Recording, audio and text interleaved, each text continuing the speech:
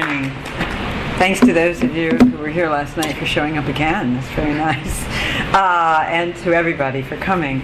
And for your very sweet hospitality. It's a pleasure to actually meet people and to come to know them a little. So thank you very much.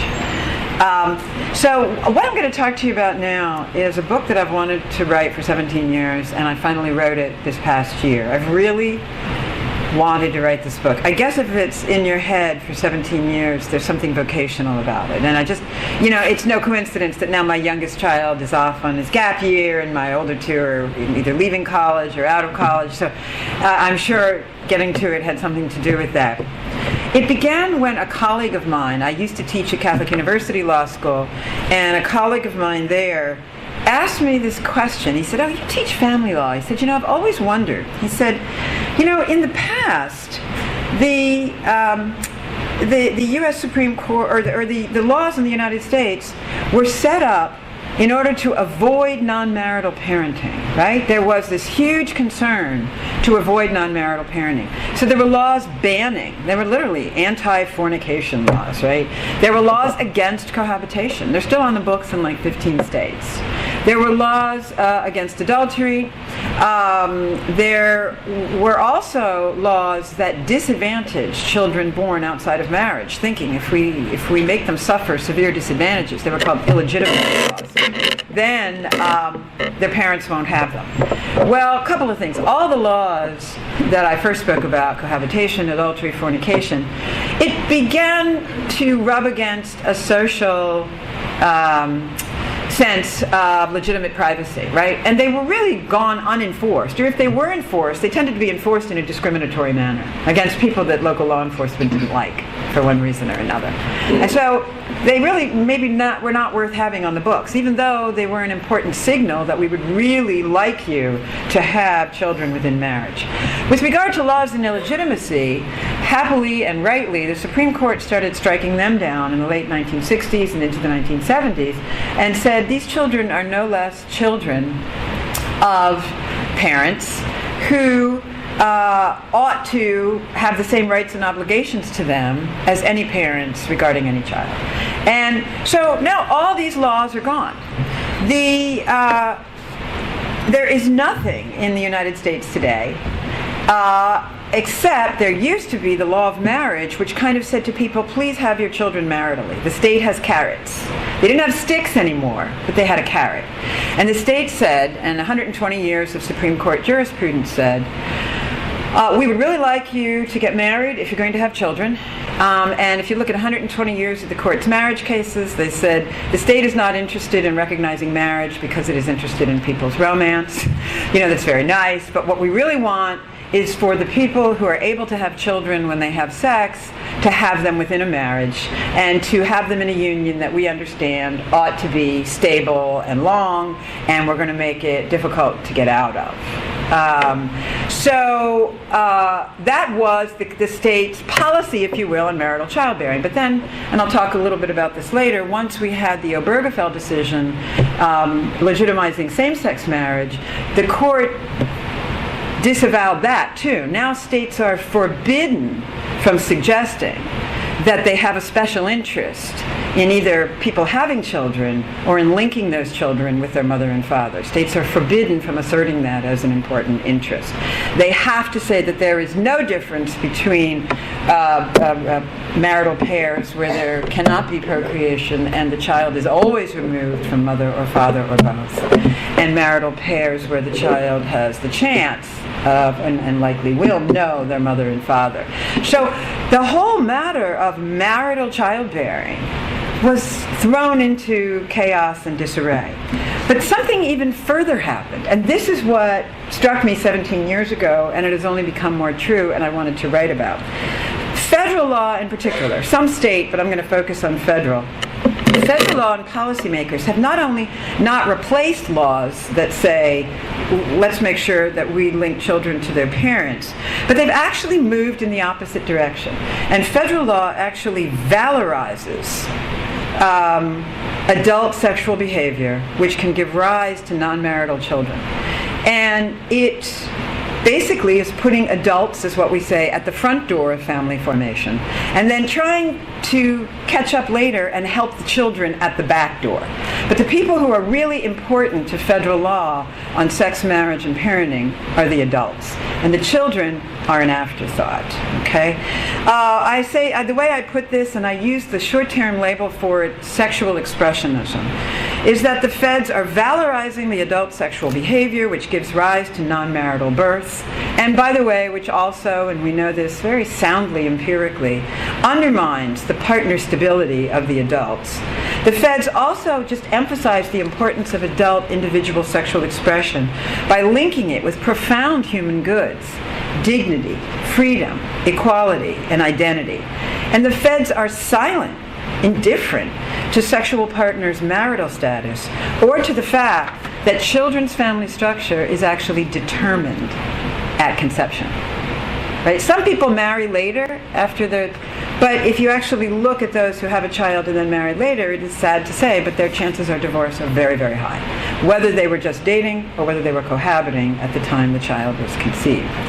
Yet it is well accepted in the sociological, economic, psychological, and interestingly, increasingly in the neurological and the evolutionary neurological literature too, that children's family structure can play a very causal role in their long-term welfare, alongside other factors, of course. But now, in their defense, federal actors were very inclined to believe, and I don't fault them for their early beliefs, that they could have their cake and eat it too, due nearly entirely to the invention and widespread use of contraception in the 1960s. The government believed it could denounce the repression of sexual instincts, facilitate sex without kids, while simultaneously ending inequality between men and women, ensuring every child was wanted, and ending poverty. They really, if you go back and you read the literature in the 60s on contraception and federal policy, and into the 1970s, they absolutely believed that contraception was the magic bullet for all of these things. The logic seemed compelling and actually compassionate.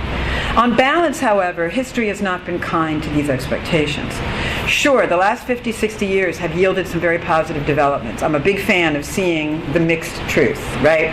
It has seen the positive developments regarding the acceptance of sexual functioning as a normal and healthy and positive part of both sexes' happiness.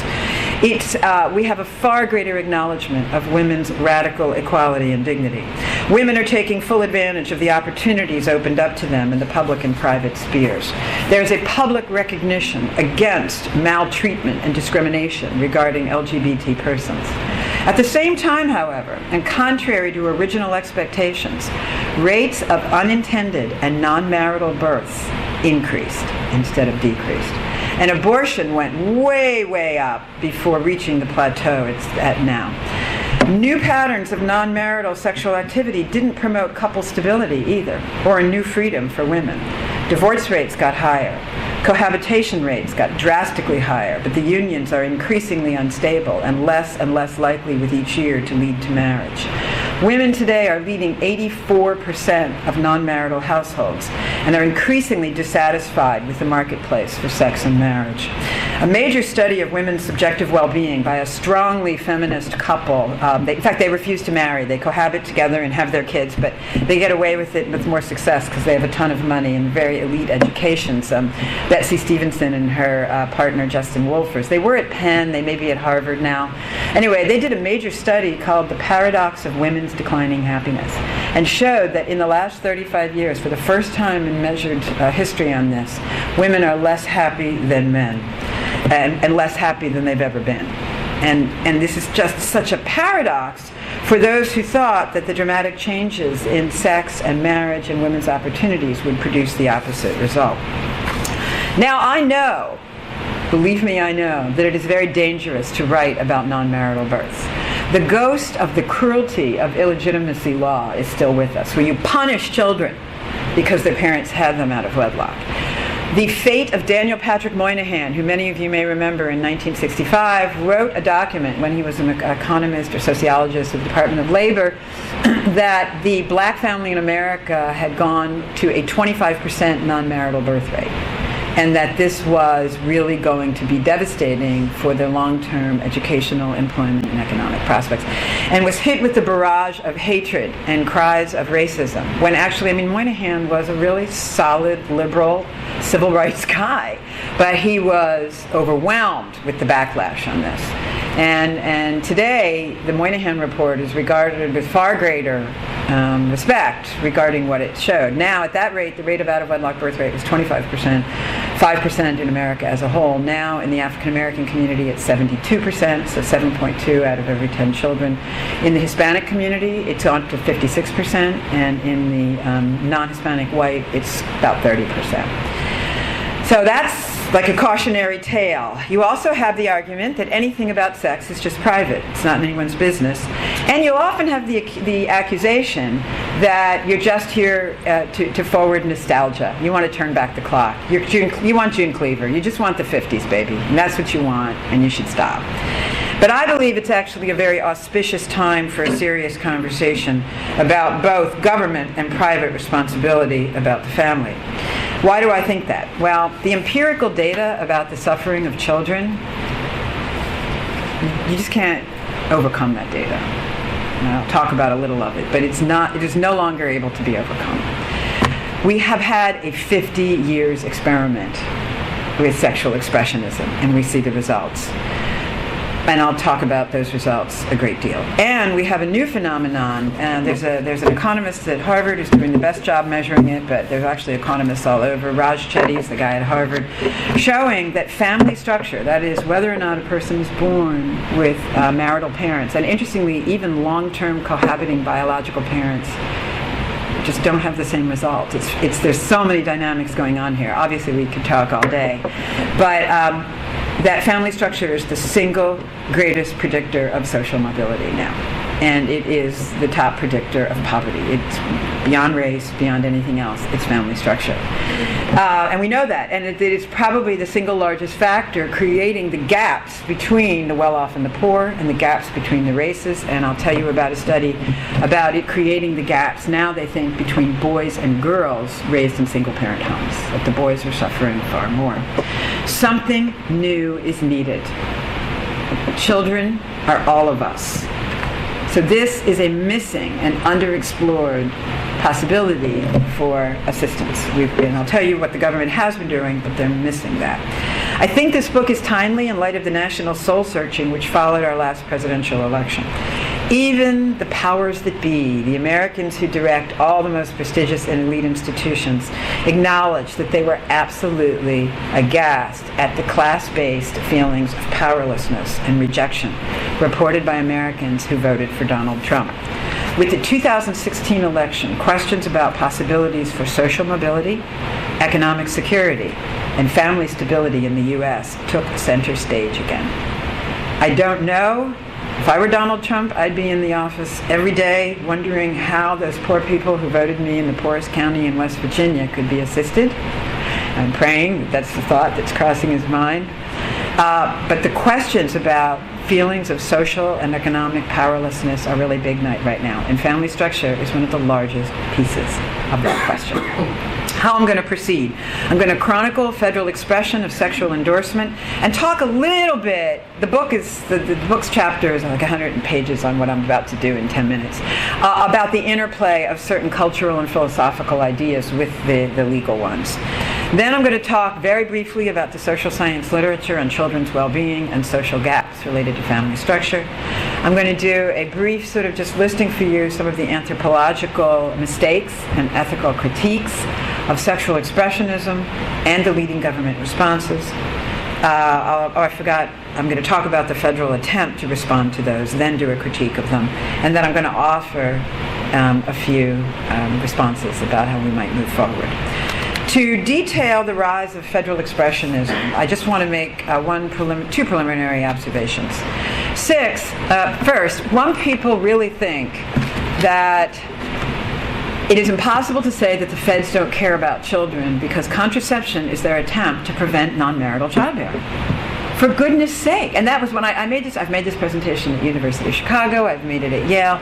And I really realized that I needed to do a very extensive response to this in the book, because it got a lot of pushback. What do you mean the feds don't care about children? They spend $2.1 billion a year just at the federal level on contraception. If that isn't care for children, what is? Here's the problem. Number one, if you actually look, and we'll take a closer look at this, at the federal language, both on the bully pulpit, on their websites, in their briefs at the Supreme Court, in the preambles to their legislation, in presidential statements.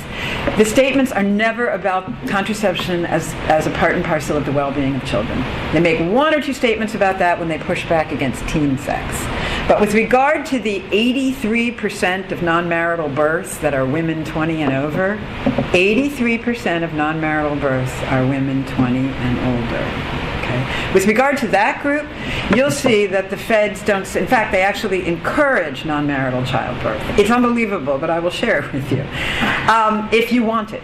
But with the feds never, to the older group, speak about the well-being of children, almost like it's rude to intrude upon people's desires for sexual expression by asking them to think about the children they'll create.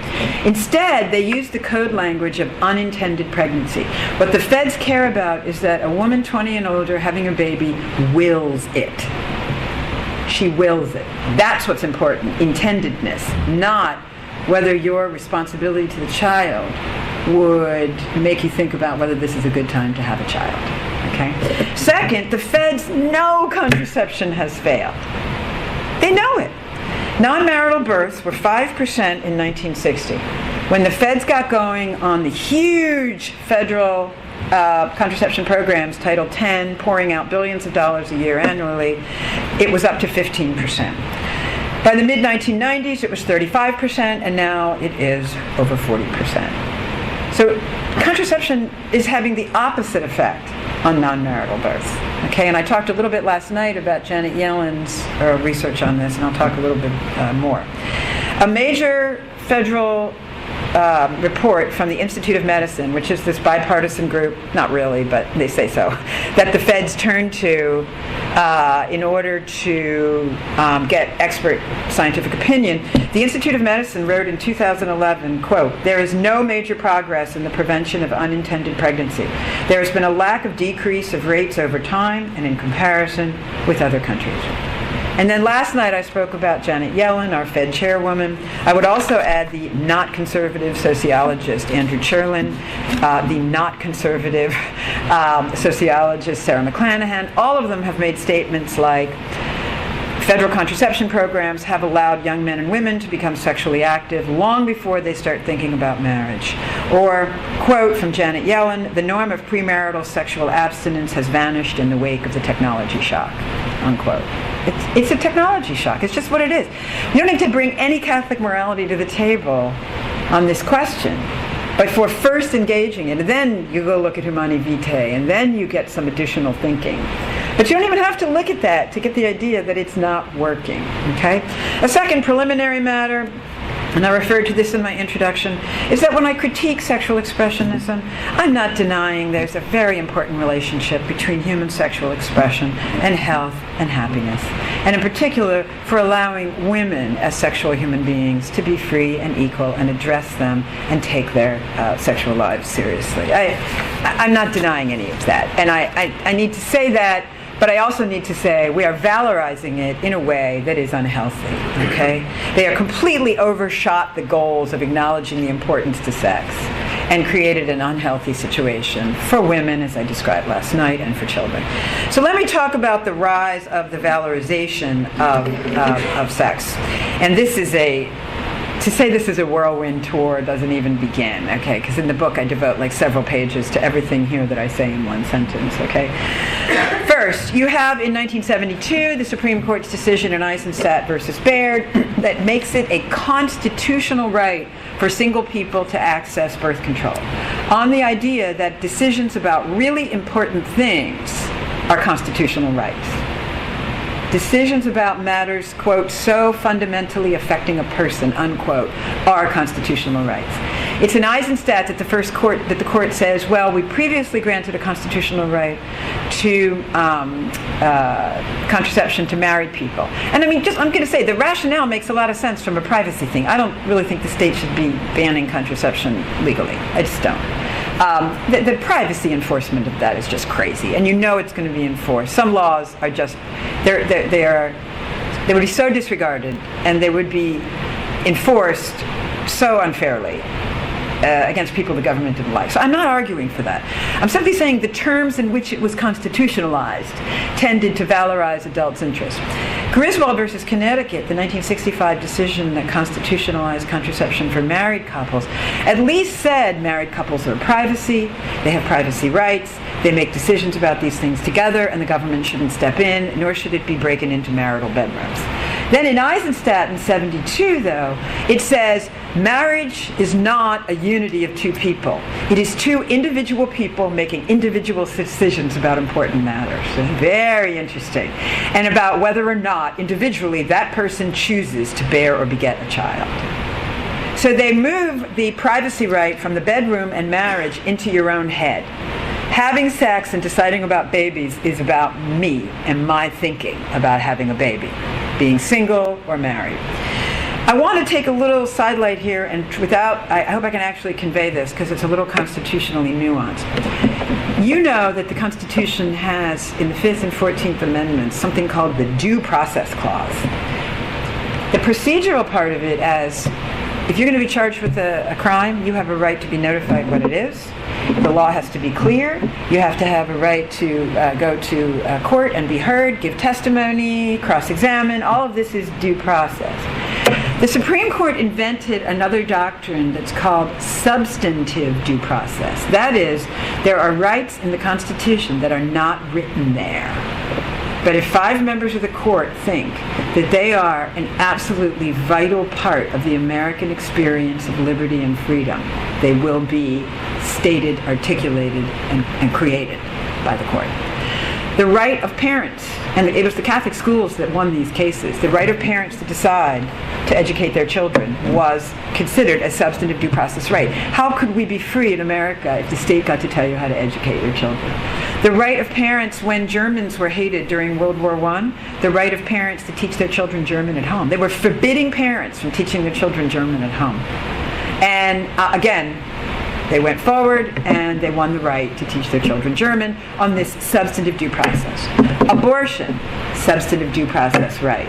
Same-sex marriage, substantive due process right. All this stuff not in the text of the Constitution, but stated by the court as part and parcel of being free as a human being. So when a court announces that it has a substantive due process right, it means it's the most important rights imaginable. You are not free as a human being in the United States without them. So when I say that they valorize sexual expression, the fact that they did it in the language of substantive due process is an important part of that equation. That's why I segue into that little legal thing, okay?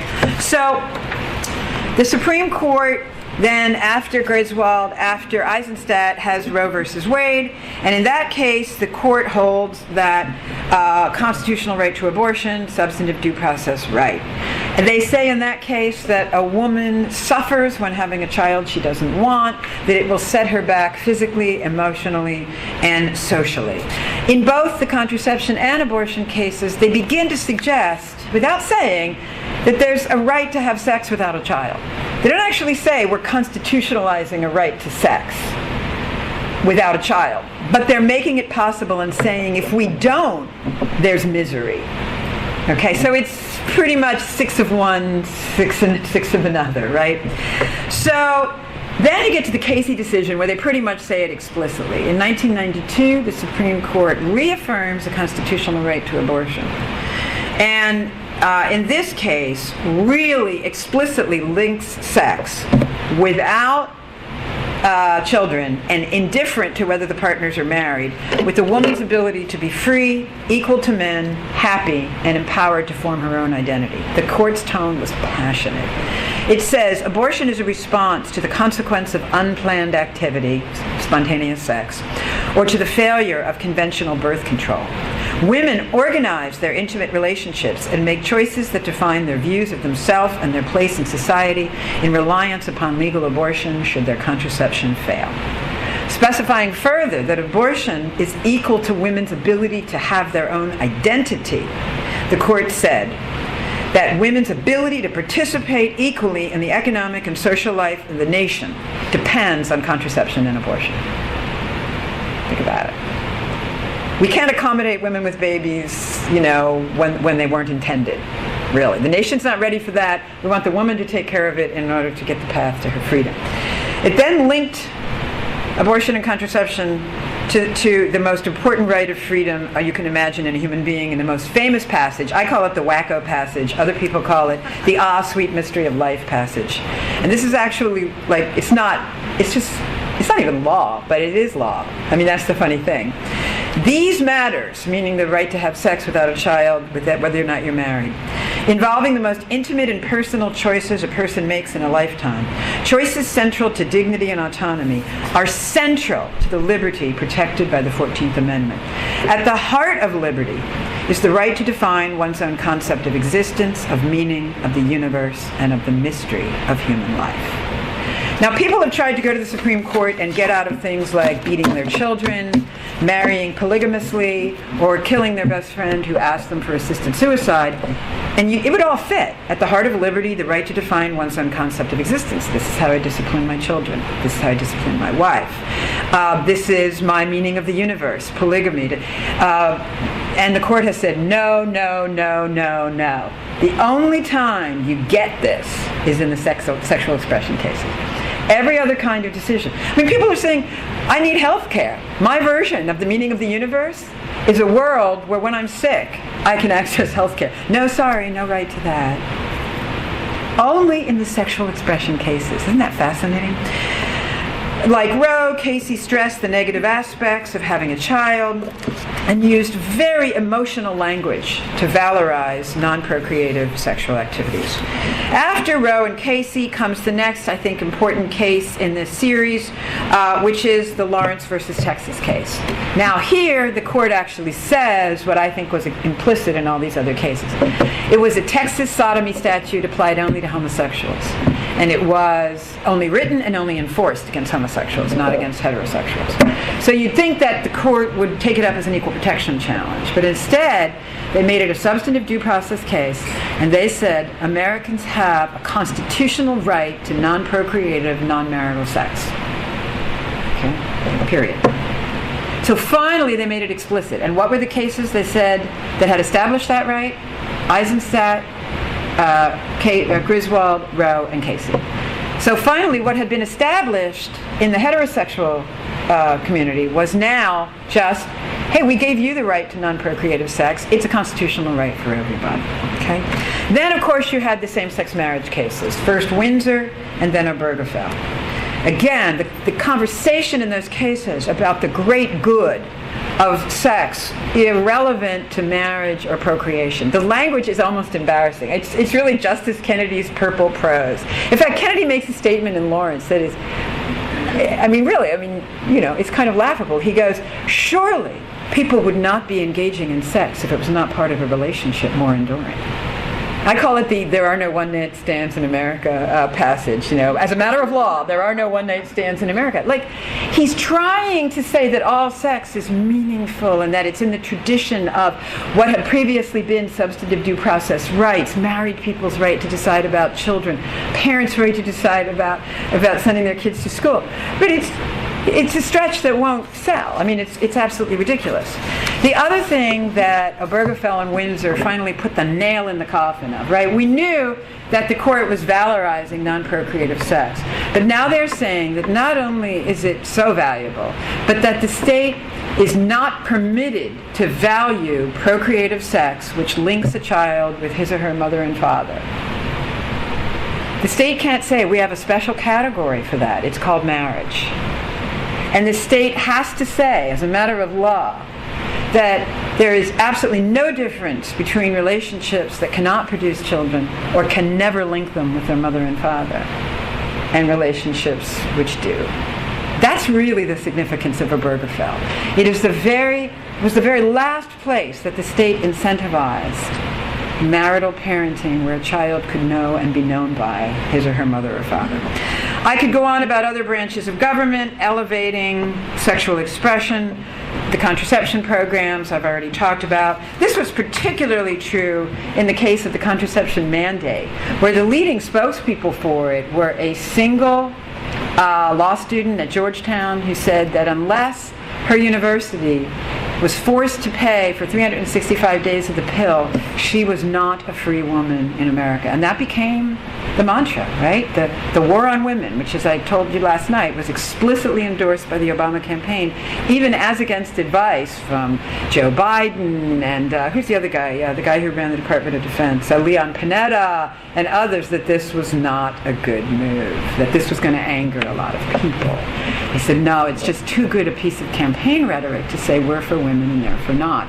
So if you actually saw the postcards that the Obama campaign sent all over the country, they had single girls writing home to their parents from college, please give me $18,000 for contraception because Mitt Romney will not let me have it if he's elected. Vote like your lady parts depend on it, they kind of do. I did lots of NPR radio programs where I was debating, like, the heads of Planned Parenthood say, my single daughter needs her IUD and you have to pay for it. I mean, they didn't really hide at all that the goal was single people's as well as married people's, but they really stressed all the spokespeople I went up against, the National Women's Law Center, Planned Parenthood, Sandra Fluff, it was all about a single woman's right to non-procreative sexual expression. Another federal area evidencing support for sexual expressionism, and this one almost defied belief, and I didn't believe it until I did the research. And I think most of these websites have been taken down, but if you look at the Health and Human Service website, or at the time, the White House website under the Obama administration, and their partnerships with Planned Parenthood or the National Campaign to Prevent Teen and Unplanned Pregnancy, here's some of the stuff they said. No matter if you're married, partner, or single, you have a lot to think about if you're considering getting pregnant and having a child. Only you can decide when the time is right. On the HHS website, their partnership with the National Campaign to Prevent Teen and Unplanned Pregnancy promoted programs called Bedsider, which is about having contraception near you at all times, and Frisky Friday, which, quote, gave you tips for heating up your weekend with the best sex tips. This is targeted at girls in their 20s. It offers consolation for girls depressed about non-relationship sex, saying, some of the most modern, empowered, sexalicious women we know have had at least one walk of shame. And then on the subject of whether to have a baby, the federal website said, create the life you want. You don't have to do anything but the stuff that pays the rent and makes you happy. If you want to have a kid, there's ways to do that. If you want to shack up without a marriage certificate, go for it. Don't ever feel bad about your choice if you choose not to marry. If it's right for you, it's right. This is your government speaking. It's fascinating. So I could go on, but I don't have time, about the social interplay, the philosophical and cultural ideas interplaying with this, but I'm just going to list them and hope that you'll read the book.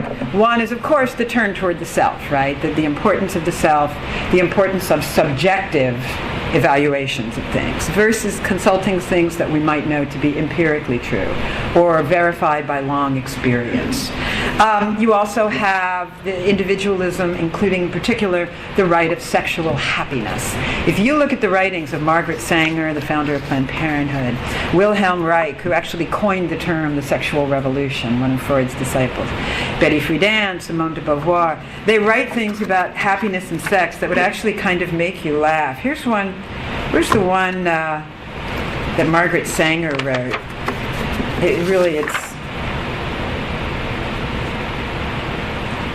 It was about a husband becoming a god for his wife if sex was severed from the fear of procreation for women. It's kind of comical.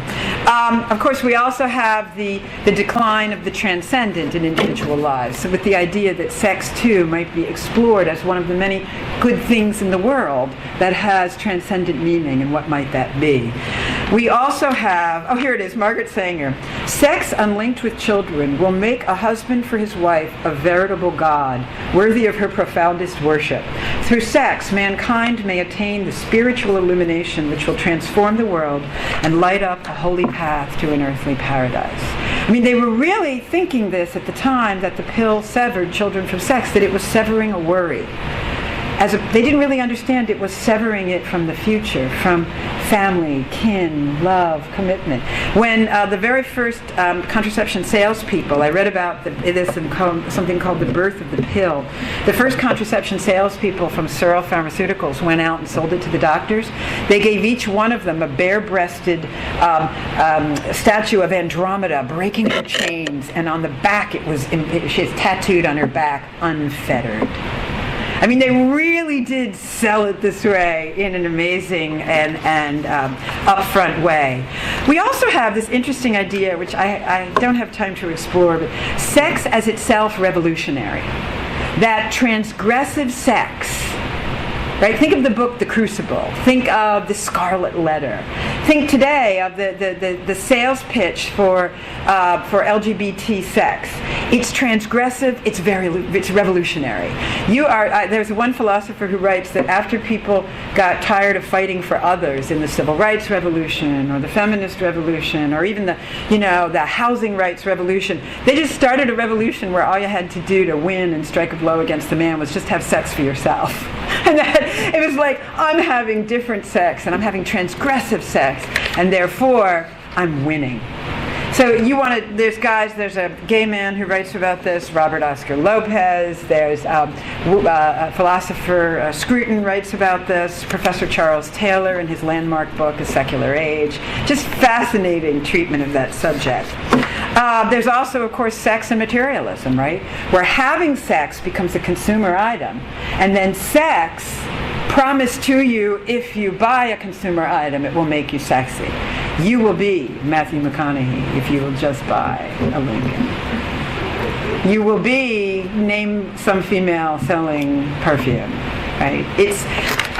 There's an Israeli sociologist named Eva Illush in 2 books that I cannot recommend strongly enough. One is called Love Hurts.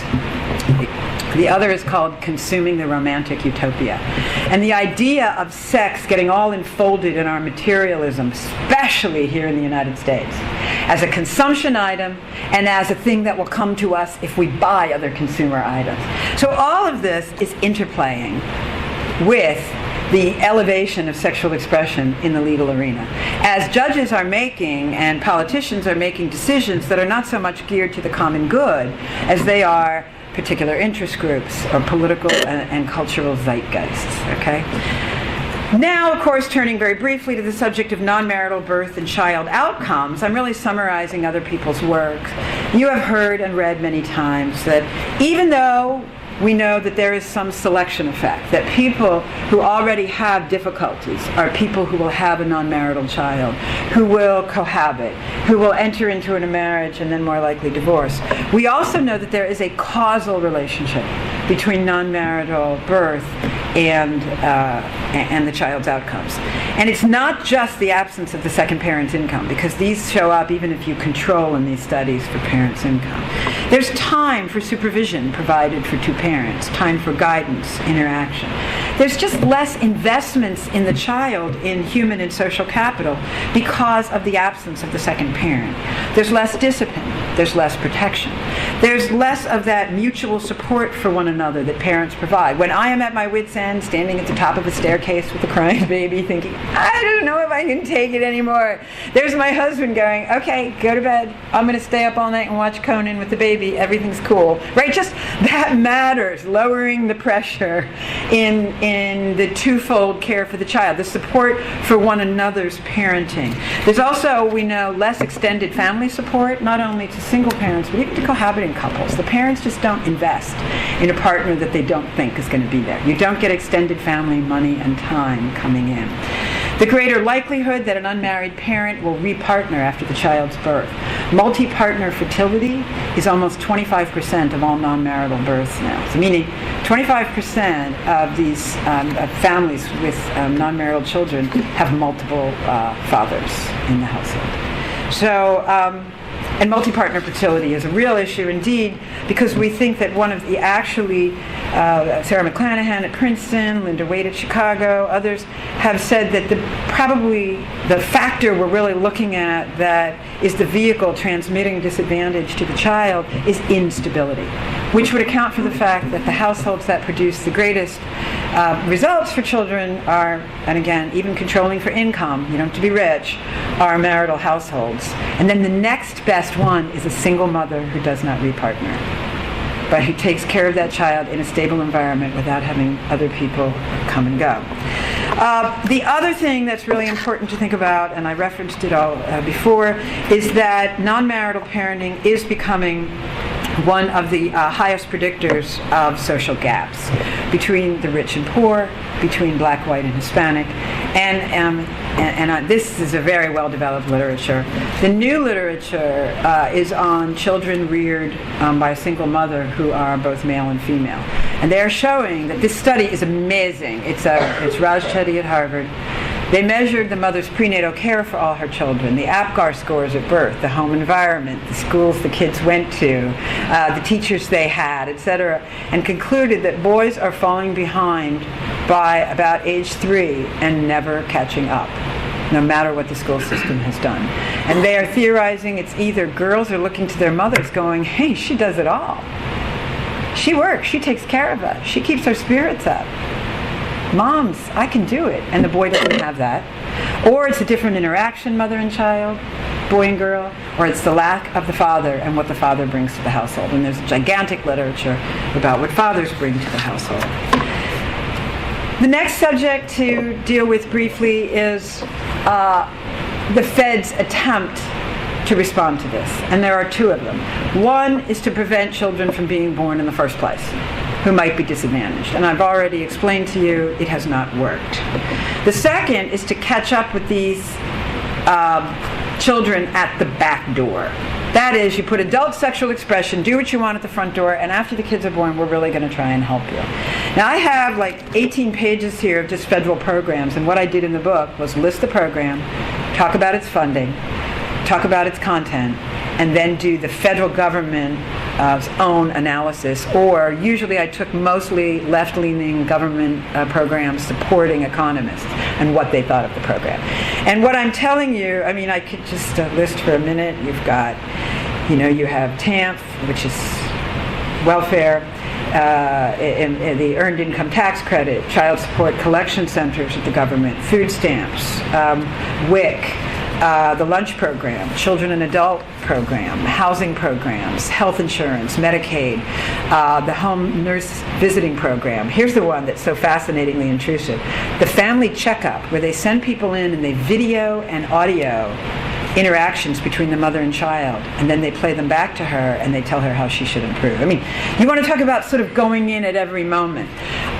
Preschool, after-school programs, during school programs, enrichment programs, early Head Start, Every Student Every Day, which is a federal program that just ensures that kids go to school each day, the TRIO program to help young people go to high school and college, a TRIO program for boosting science and math, a TRIO program to pay for childcare when single parents are in college, a literacy program, child care funds directly paid to families, caregiver support program for grandparents and other family members caring for a child, job training under the Workforce Investment Act, Job Corps training, youth build, reintegration of ex-offenders programs. That's about 1/10 of what's in the book. What you can see is what has been lost with a combination of the loss of a family to provide so many of these things, right?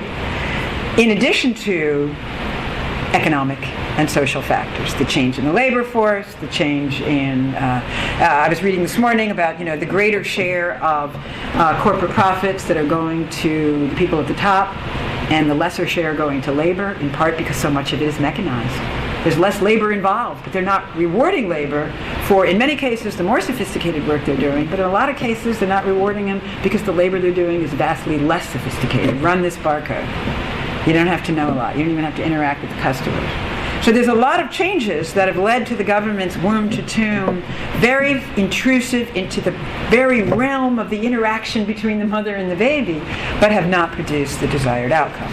And as I described to you about the contraception programs, listen to NIH, the National Institute of Health's evaluation of where we stand. Quote, despite the availability of multiple contraceptive options, 50% of pregnancies in the U.S. are unintended. Although 62% of reproductive age women in the U.S. are using contraception, 90% of sexually active women, unintended pregnancy rates and abortion is high. Hormonal contraceptives have the disadvantage of having many undesirable side effects. They are also associated with adverse events. Obese women and smokers are at very high risk for serious complications such as deep venous thrombosis, stroke. The oral contraceptive pill's failure rate ranges from 9 to 30%. A recent report found that 40% of women are not satisfied with their current contraception. Long-acting contraception has a much lower typical use failure rate. The perfect use and typical use failure percentages are close. However, many of these methods are devices which contain hormones. Use of IUDs has only slowly gained acceptance in the U.S., and they are unlikely to be used by a majority of women desiring contraception, unquote. And now we have that major, I think it was a Swedish study out, showing a very strong correlation, and the writers think correlation or causation regarding high uses of hormones over a long period and depression. You also have the studies regarding Depo-Provera, which is a favorite of local governments, particularly to African American and Hispanic communities, and Norplant, where in D.C. they were, in Baltimore, they were actually paying young African American women just to stay on it, which got terrible reviews, right, nationally. But there were 7 cities paying them to have these 5 rods implanted on their arm, which are perfectly visible. You go, oh, here's a woman who's contracepted. But getting them out was leaving this terrible scar tissue. And many of the young women wanted it out, and they were sort of stalled from having it happen. It's very tricky. The ethical and anthropological points that I raise in the book that seem problematic regarding these, and just to give you an overview, I rely very heavily on very leftist philosophers, environmentalists, and sociologists. I really tried in this book not to give people an opening to say, this is just a view from a person who is a Catholic conservative. First of all, because, well, I'm Catholic, you really can't describe me as conservative. And second, because I felt that these authors did the very best way of really talking about these issues in an incisive way. So I use Martha Nussbaum at Chicago. I use Rawls. I use Cynthia Willett, the feminist philosopher. I use Hans Jonas, who invented environmentalism as a philosophy in his book, The Imperative of Responsibility. And these are the kinds of thinkers that I try to bring to the table. Anthony Giddens, Zygmunt Bauman, Walter Lippmann, etc. And here's the principles that I then apply to our current situation. I say that we are neglecting to respond to children who are everyone. I mean, just as a matter of numbers, they should have priority. They've got to be attended to. And in the words of Hans Jonas, for when asked a single instance where the coincidence of is and ought occurs, we can point at the most familiar sight, the newborn, whose breathing uncontradictably addresses us with an ought to the world around him, namely the imperative to take care. Okay? And I add in the book that taking care, the government is trying to do it real early. It has people at the hospital, it has people at the mother when she comes home with the baby. The problem is that the taking care actually began at conception, when the child's family structure was created. And we need to link sex with, do you care about what sex is linked to, which is the fact that you could have children. Okay? I also raise the principle of knowledge implies responsibility to act on it, and I've told you all the knowledge we have about child well-being and about women's well-being in the sexual marketplace. We need to act on it. We make children. Are we responsible for what we make? Whether it is a nuclear bomb or a child, aren't we responsible? I talk about sexual expressionism, and I talked about this a lot last night, undercutting parental stability. The more a person has premarital sexual partners, the less stable their marriage. What happens in Vegas does not stay in Vegas. Right? Scott Stanley, the most prolific sociologist on cohabitation and premarital sex, points this out. It's very hard to shed patterns of shielding one's heart, trying to look tough, making sure that the sex does not mean connection, getting involved sexually in order to spark a connection. It is very hard, once lived, to shed these patterns. I also raised the ethical fact that the poor pay more. That you go into a wealthy community and you have women who have opportunity costs if they get pregnant. A wealthy woman, or a middle-class woman, is giving up college and a good job when she has a non-marital baby, in many instances, not all, but she feels those opportunity costs. Poor women, with the same fertility constraints in terms of biology, with far fewer men in the community available for marriage, right? They are poorer, they are incarcerated maybe, there's more drug addiction, there's more fatherlessness and acting out among the young men. They have fewer young men, same fertility constraints, not a real opportunity cost where it comes to college or a great job. They really don't think, they don't feel they can look forward to this. A baby is a beautiful thing. And having it, in their view, does not upend their future. In fact, it is their future. And if you look at the book, the most landmark book by the liberal sociologist Eden and Kefalos, Promises I Can Keep, Why Poor Women Put Motherhood Before Marriage, after breaking your heart, it will tell you about poor women's making the child their gift and their future. And the government, they joke, and the women say, yeah, I know about Planned Parenthood. I know their number by heart. I think they're sticking the stuff in the water. That's how much they don't want us to have children. That's not the point. The point is, and I know I'm going to end in 2 minutes because we have to go to the airport, but the point is we want the baby. That's the point. Okay? And it makes all the sense in the world. I also talk about children's human right to know and be known by their parents. I talk about the government's mistaken anthropology of sexual happiness, where they really think it's quite a bacchanalia out there, and that really what we really want is sexual expression, when what I explained last night, and men and women are more happy in committed relationships. Their sex lives feel more free and more fulfilling.